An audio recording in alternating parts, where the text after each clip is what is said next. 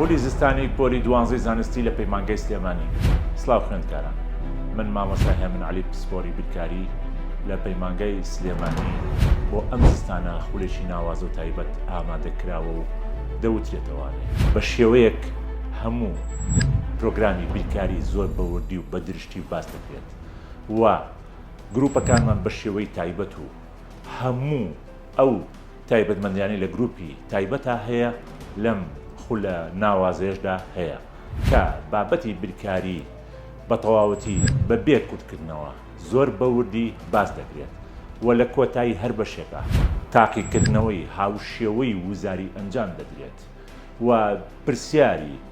بیرۆکەی جیاوازی ساڵانی ڕابردووی پرسیاری وزاری و بیرۆکەی نوێ بۆ